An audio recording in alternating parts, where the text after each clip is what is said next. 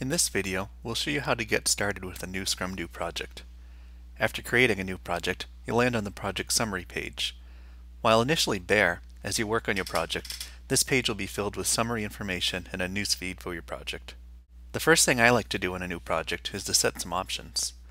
To do this, I'll access the project menu and select the Project Admin option. The admin page has many different options that control how your project works. For now, I'm just going to set up some custom statuses for my user stories.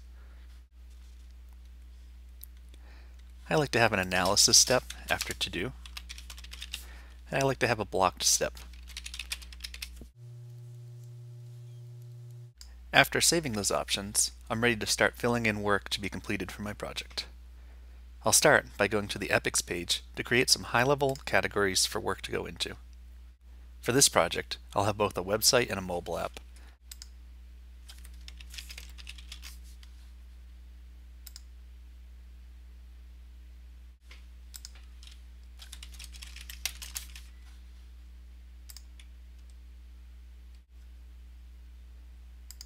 Under the mobile app, I'll create two sub-epics to represent the iPhone and the Android versions.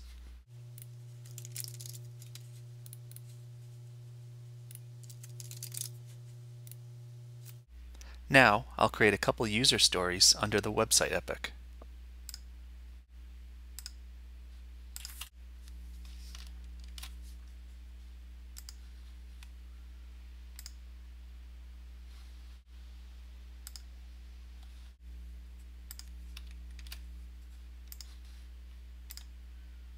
By default, the stories went into my backlog. I'll need to create an iteration so that I can start working on those stories. To do this, I'll go to the All Iterations page. My backlog and all of my iterations will be listed here. I'll create my first iteration now.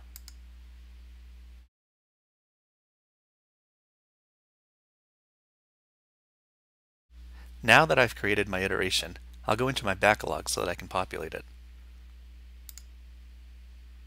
This is the story list view. I can view my backlog or any of my iterations this way. From here, I can filter my stories by using the filter option.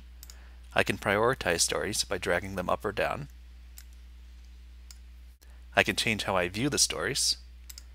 This can be really useful when the list of stories gets very long.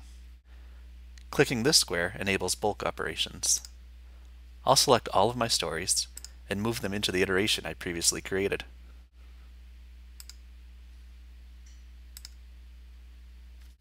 In my quick links, I can see my iteration. Clicking on this icon will bring me to the story list for it. Clicking on this icon will bring me to the Scrum Board. The Scrum Board gives me a way to visualize the work as it's being completed.